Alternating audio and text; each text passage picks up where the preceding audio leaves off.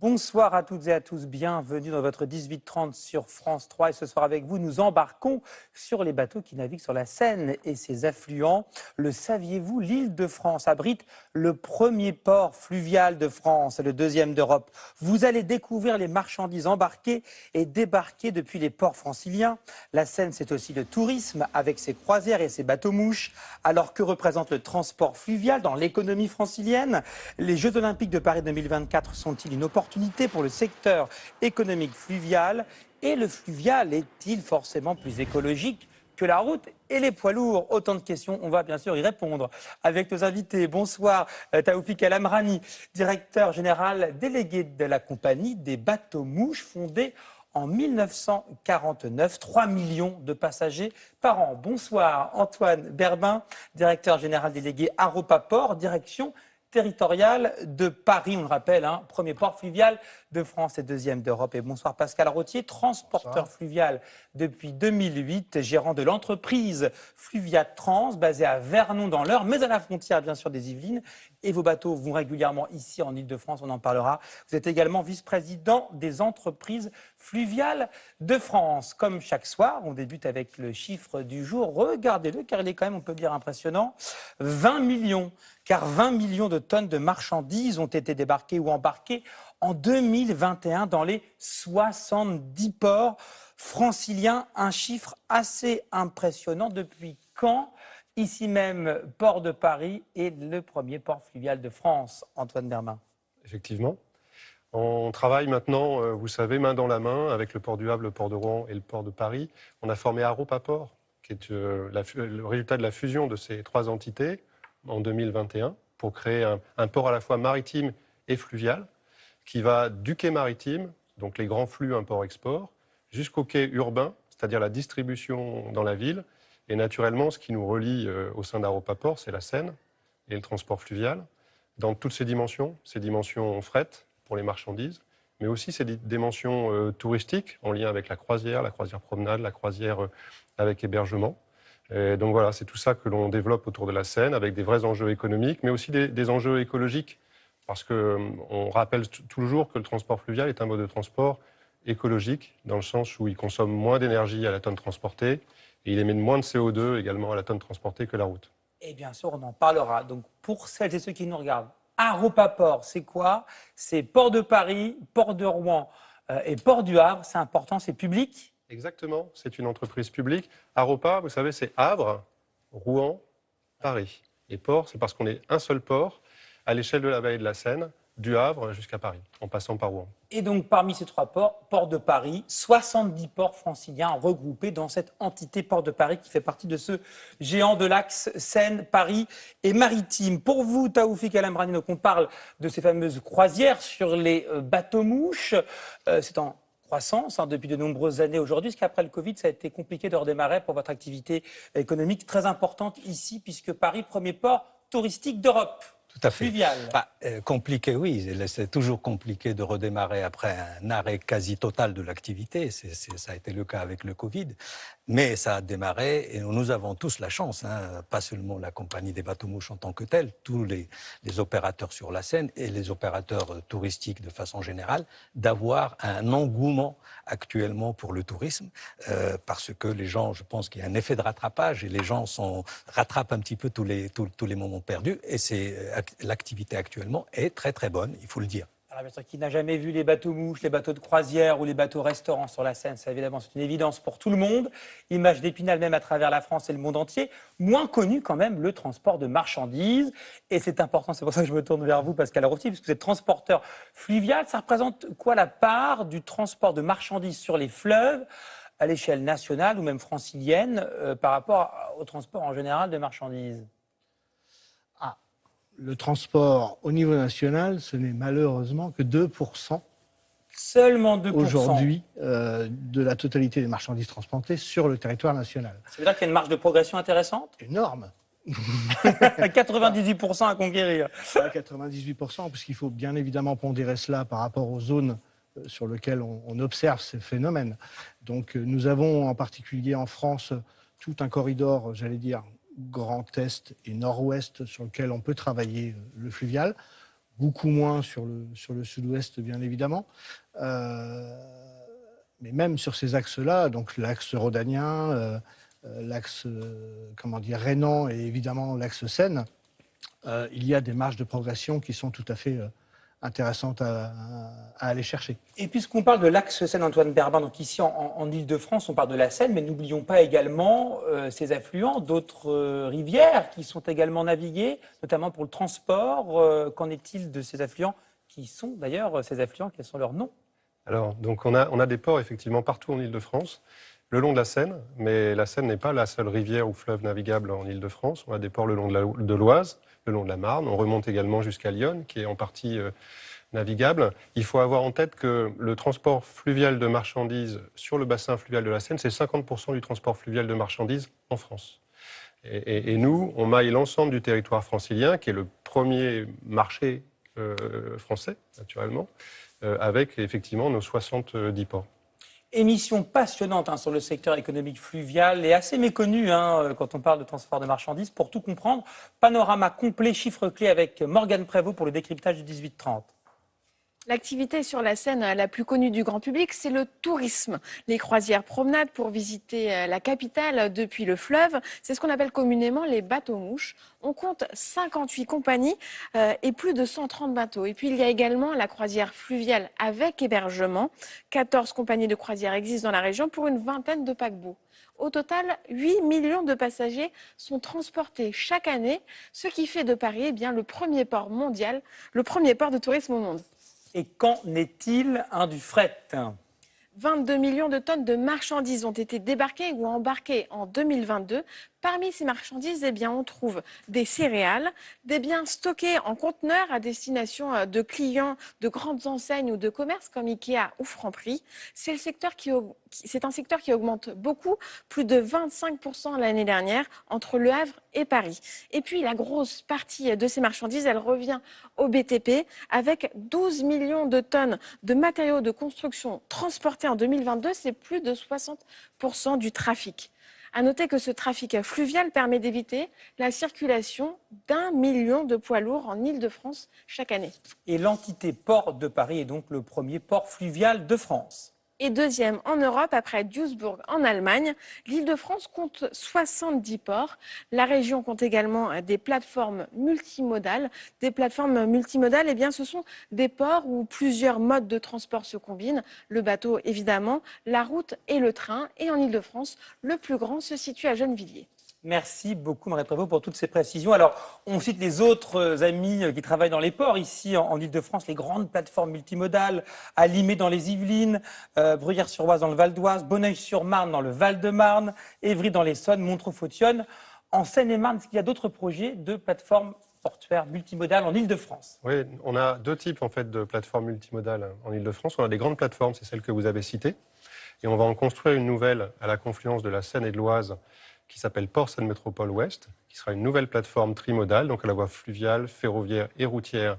Et on va la dédier à l'activité du BTP. Vous l'avez vu dans la petite présentation que l'activité du BTP a besoin du transport fluvial pour transporter ses matériaux de construction. Et puis on a un deuxième type de ports en Île-de-France qu'on appelle les ports urbains, parce qu'il s'agit de mailler au plus fin le territoire de l'Île-de-France, donc avec des grandes plateformes qui permettent de structurer les flux, sur lesquels on peut installer aussi des entreprises qui ont des process de construction, des process de tri, des entrepôts, mais aussi des quais ou des ports urbains un peu partout sur le territoire, parce que pour faire du transport fluvial, il faut charger et décharger. Donc il faut un point de départ et un point d'arrivée dans un sens ou dans l'autre. Et donc on a des ports urbains, une soixantaine, pour faire les 70 au global avec les plateformes multimodales qu'on a citées, qui permettent de mailler l'ensemble de l'Île-de-France. Pascal Rottier, donc transporteur fluvial, quels sont les ports franciliens que vous fréquentez et quels sont les matériaux que vous transportez ici par fleuve et rivière en Île-de-France? Alors, pour ce qui est des ports franciliens, je travaille avec l'une de mes unités, la plus petite d'ailleurs, pour le compte d'un des grands sabliers que tout le monde connaît, aux alentours de Montreux-Fautione que vous avez cité tout à l'heure. Donc il s'agit en fait de transporter des matériaux de construction qui sont de la matière première pour réaliser un produit fini. Et la deuxième partie de mon activité consiste plutôt dans le transport céréalier, là cette fois sur la totalité de l'axe, puisqu'on va traverser Paris dans les deux sens, à destination de l'exportation et de Rouen notamment. C'est qu'entre 80 et 90% de la surface agricole francilienne est dédiée aux cultures de céréales. Vous voulez ajouter quelque chose, parce que ça parle du côté de Rouen? Oui, tout à fait. En fait, qu'est-ce qu'on a vu là dans les chiffres? On a, sur le transport fluvial, beaucoup de matériaux pondéreux qui sont transportés en vrac.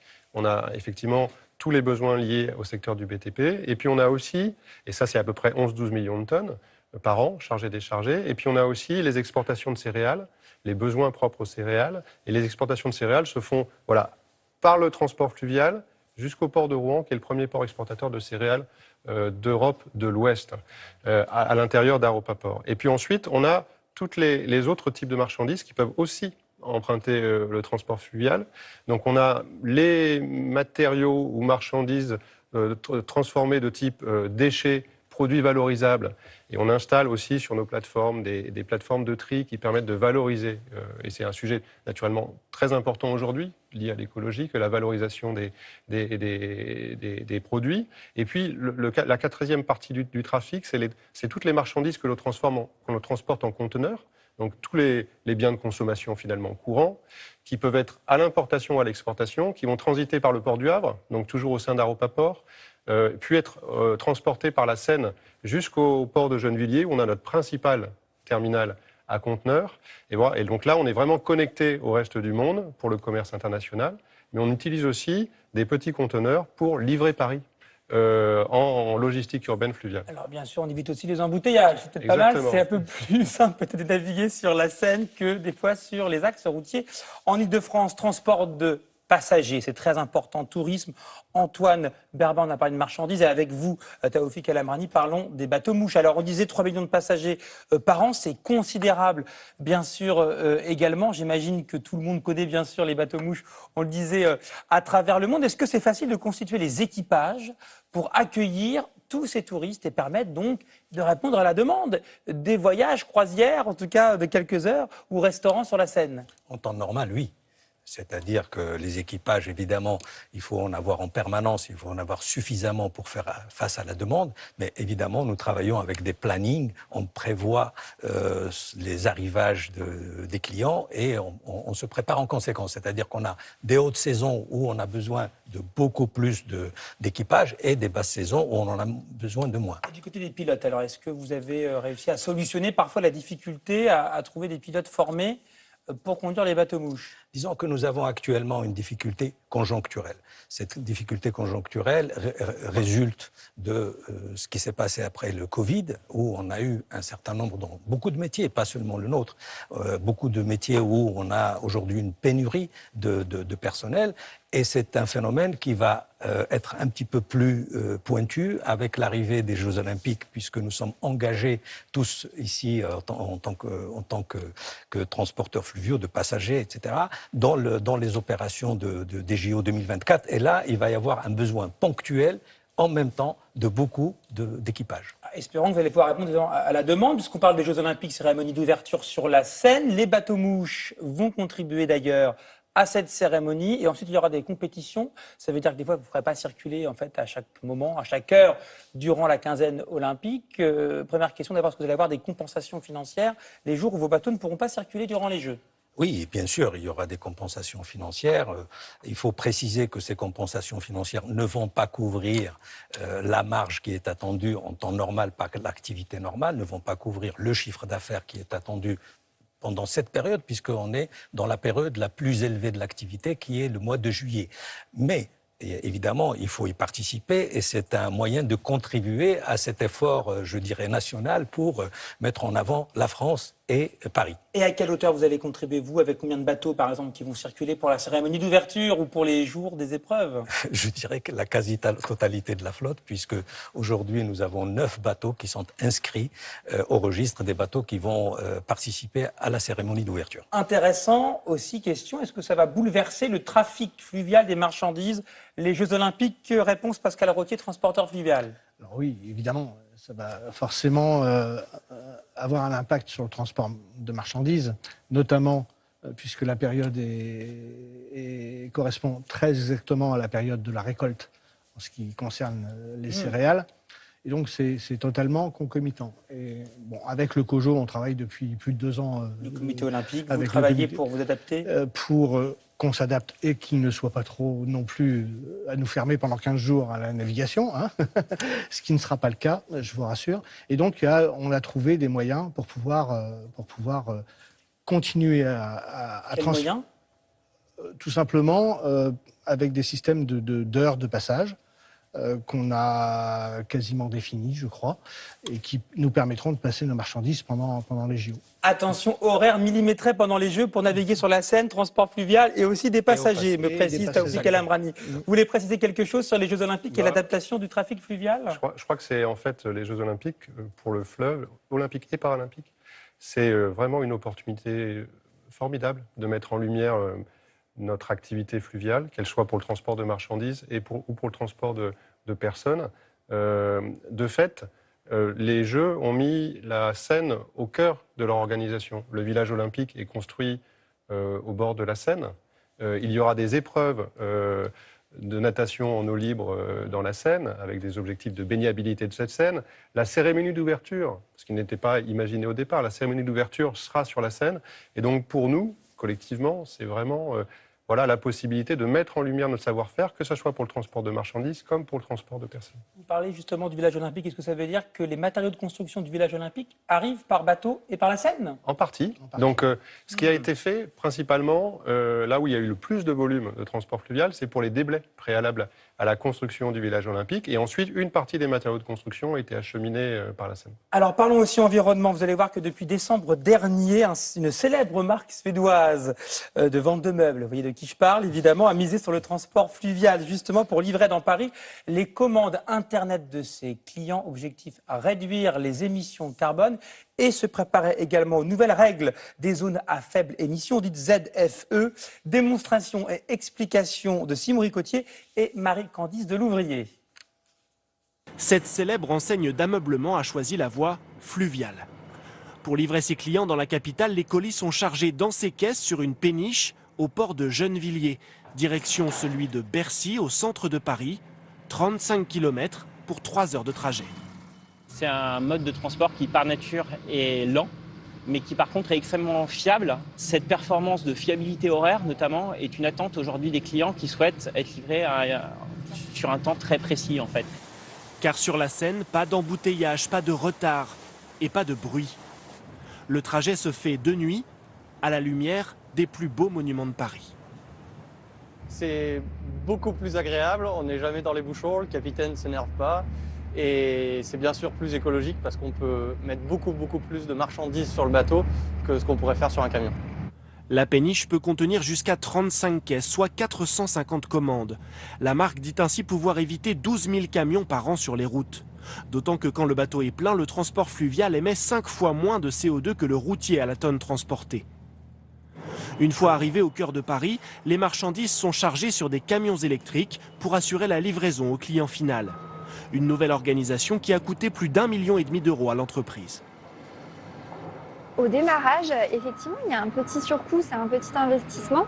Mais l'objectif, c'est vraiment d'anticiper ces futures réglementations thermiques qui feront qu'on ne pourra plus livrer nos clients à terme dans Paris avec des véhicules thermiques et polluants. Donc on le disait à l'instant, effectivement, donc le transport fluvial émet moins donc de dioxyde de carbone, 2,5 fois moins à la tonne transportée que le transport routier. Mais tout de même, c'est du diesel qui est utilisé, une sorte de fuel, c'est ça? On peut dire ça pour la motorisation. Alors quelle évolution faudrait-il faire pour que ce soit encore plus propre, le transport fluvial? Alors effectivement, aujourd'hui, on a une empreinte carbone qui est moins élevée que le transport routier. Malgré tout, il ne faut pas s'exonérer d'avancer et de rechercher des solutions pour qu'on soit totalement décarboné dans les objectifs qui nous sont fixés à tous et que vous connaissez tous. Exemple, donc un nouveau moteur hybride, c'est possible? Alors, je parlerai d'hybridation. Ça peut être une solution. Il y a les vecteurs hydrogène qui sont intéressants à creuser. Il y a aussi en transition les e-fuels ou les biofuels qui sont des carburants nettement moins émetteurs, en particules fines et en CO2. Ce sont des axes de recherche qui sont intéressants à creuser. Pour les bateaux-mouches, Taoufik El Amrani, est-ce que vous avez des bateaux-mouches 100% électriques? Ils sont en cours. Déjà, il y a un projet de bateau à hydrogène qui a été mis en sourdine pendant la période de Covid parce que ce n'était pas possible de le lancer. Donc, il va être remis en route bientôt. Et aussi parce qu'on attend la résolution de la problématique de l'avitaillement. Donc, aujourd'hui, dans la région parisienne, on n'a pas encore d'avitaillement en hydrogène. Mais nous avons déjà en route des projets de bateaux hybrides qui vont sortir pour les JO 2024, 2 bateaux de grande taille, de capacité de 1000 personnes qui vont être prêts pour les JO 2024. Et nous utilisons déjà les carburants moins polluants, le GTL aujourd'hui. Et nous sommes actuellement dans la profession en train de faire venir le biocarburant, enfin le carburant totalement décarboné qui va être utilisé peut-être pour les JO. Et pour Port de Paris, Aropaport, est-ce que vous mettez en place une politique ou du moins d'innovation, de réflexion sur un trafic fluvial encore plus propre? Là, vraiment, la transformation énergétique du transport fluvial pour le fret et pour les passagers est vraiment lancée. C'est-à-dire, on en parlait il y a 3-4 ans, mais aujourd'hui, on peut vraiment dire qu'on a des premières réalisations. Donc, on a les premiers bateaux 100% électriques pour les passagers. Pour les plus grosses unités, on aura des bateaux qui seront hybrides, mais qui navigueront majoritairement à l'électrique dans le centre de Paris. Pour le fret, on aura d'ici la fin de l'année le premier bateau à hydrogène, qui sera un bateau de logistique urbaine et de livraison du dernier kilomètre dans Paris. Donc on est sur une transition énergétique déjà engagée, mais il faut naturellement rappeler que pour autant, dans l'état actuel de la technologie, on est 5 fois moins